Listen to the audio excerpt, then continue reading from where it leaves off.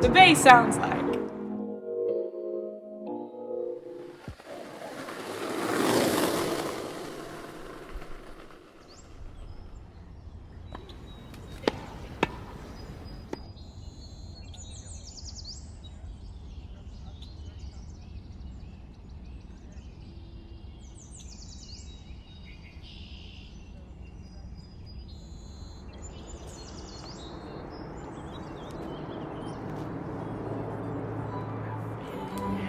Kimbo Slice.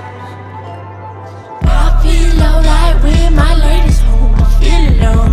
I done 6 nights, keep me up at night. I can't escape it. I still will fight with my knuckles swole. You might oppose me. I still ain't scared of them bigger guys and slow demise from pride. But still it'll be alright. Let's stay up all night long, drive the car out to Rome. Fuck up in the Coliseum. Kimbo Slice. 2 hits, uppercut, knock 'em out. Nice in the pulpit, preacher sucks. What the fuck? Lies. I'm a cool kid, and I don't cry. Just look at my eyes. Look at my eyes. I'm Kimbo Slice. I'm feeling like I'm Kimbo Slice. I'm feeling like I'm Kimbo Slice. I'm feeling like I'm Kimbo Slice. Feeling like Kimbo Slice. 2 hits, uppercut, knock 'em out. Nice in the pulpit, preacher sucks. What the fuck? Lies. I'm a cool kid, and I don't cry. Just to look at my eyes. Just to look at my eyes. I done 6 nights, keep me up as I can't escape it. I still will fight with my knuckles rolled. You might oppose me. I still ain't scared of them big guys and slow demise from pride. But still it'll be alright. Let's stay up all night long, drive the car out to Rome. Fuck up in the Coliseum.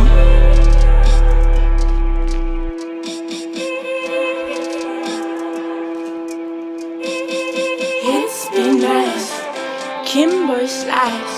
You close your eyes, but today I got time to see the poltergeist. Bloody diamonds, throw the rise. They married to they lie, and mommy cry. I'll be lying, bro. Kick down the giants and doors. Might trickle to a dripping blood. Honeysuckle, sickle ice, I'm chillin'. Tell that guys they calling me a villain. I ain't showing mercy, it's a killer. I ain't showing mercy, it's a killer.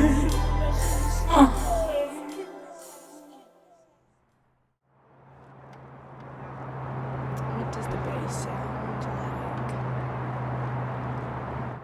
like? To me, it sounds like, hey, like the cheering, the championing and cheering for friends and loved ones, things that you get excited about, things that you fuck with. It sounds like, yeah, just a lot of really feel-good noises. And then for me personally, it sounds like trains to me, or the train tracks at the bar station. So it's like trains coming at 4 a.m. and me knowing I've stayed up too late because I'm like, damn, there goes the first train of the morning. That's the sign that I should have gone to sleep hours ago. Some of my favorite places off tops is Defirmary Park. I grew up around that park, and so we always used to be at the pool and the skate park. And growing up over there, you have the skate park there and like the tennis court. And way back in the day, all like the cool boys would be in the skate park, and you could climb up the top bleacher of the tennis court and kind of like look over into the skate park. And so it'd be like all the little like girls like ha ha ha, and all the boys like, I'm a cool skater guy. And so Defirmary Park is super nostalgic for me.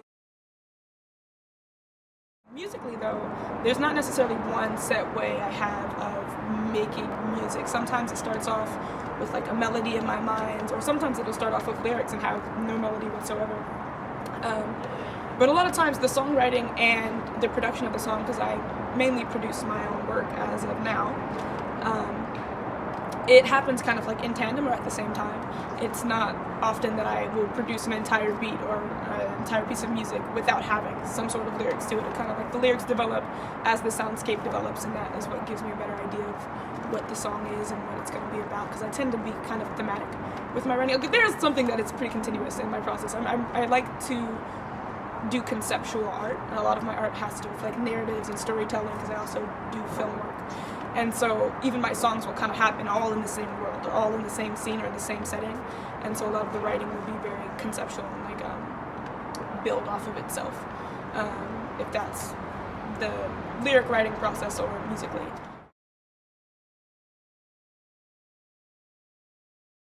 It's actually kind of funny. So I was making music on my iPod, and I was directing music videos. I was like deep in film, and I still do film. I'm still a director. I still direct music videos.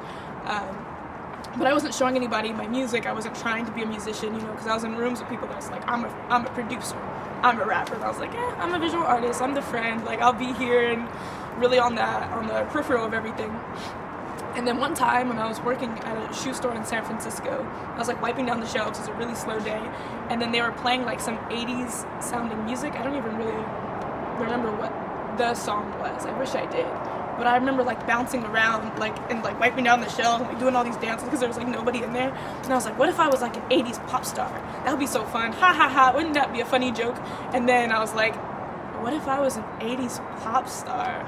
And then I went in the break room and I called my friend and I was like, I know what the next project is. And they're like, what is it? And I was like, it's Zoombug. And they're like, what's Zoombug? And I was like, exactly. And then Zoombug ended up being this 80s styled musical film. Was the first musical film I ever wrote.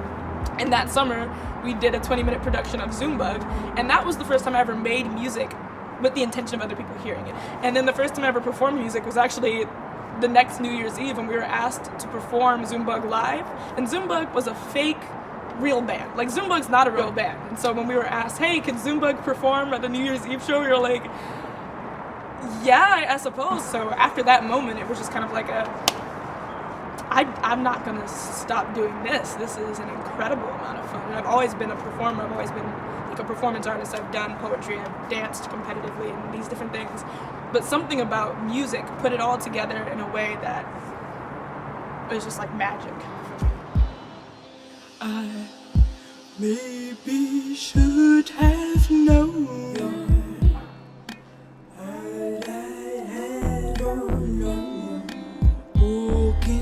I'm not here to own your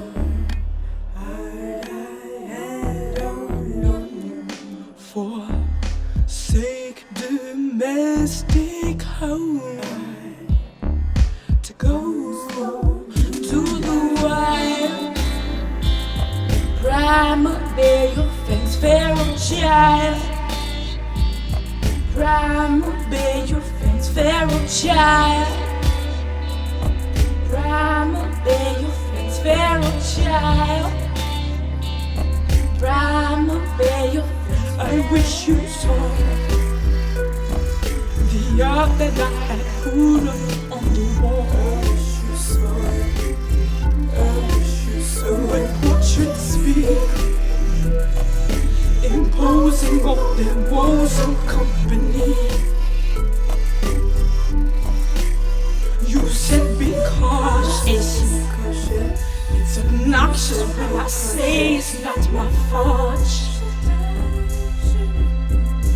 But you'll be on stage, head and sand when sky is landing for.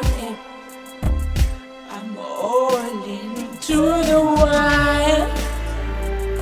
Primal, bear your fangs, feral child.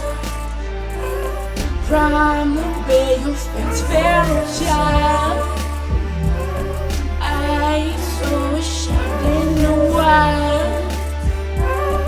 I saw a shot in the wild. You pull the strings, I'll play the repercussion while rushing ahead. Bandmaid, let's tussle outside these gates.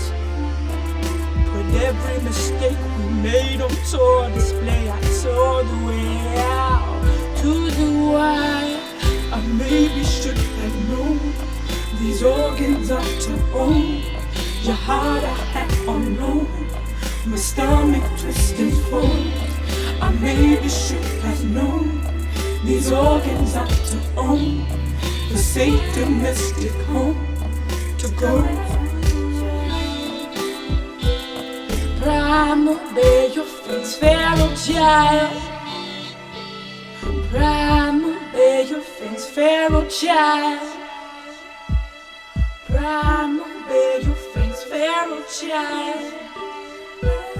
Primal, bear your face, feral.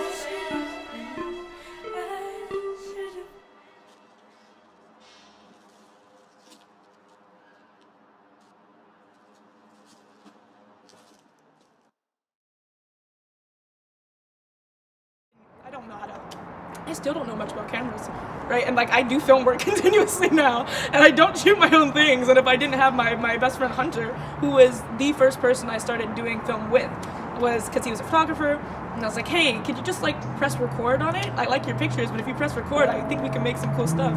And now we have a film-based LLC, you know, and this is like none of any of this would have happened without my community. I wouldn't have started doing filmmaking if I didn't become friends with the musicians who took me in, and then if I didn't have Hunter and folks who for some reason just went along with my crazy ideas of like we can make movies, then I wouldn't have made films at all to be the quality that they are. And then that, you know, really kind of propelled this idea of like who is AroMa, who is this creative force, who like whatever. But it really was because of a lot of people. It was because a lot of people believed in me. It was because of a lot of collaboration. Oakland Workers Fund, they get a lot of donation and raise money to reallocate to people who've lost work in this time, in this house, like black and brown people and immigrant folks who've been out of work, and they've raised a lot of money, and they do this on a rolling basis, so it's not even like they raise it one time and have done this, but they continue to do this. I just think that's a pretty significant thing right now, especially with it being so difficult in COVID times and it not getting better. I've just like seen a lot of the work that they've been doing and the people they've been helping and touching, and so I was like, yeah, I think they're shout out to Oakland Workers Fund, and you should definitely donate and give to them.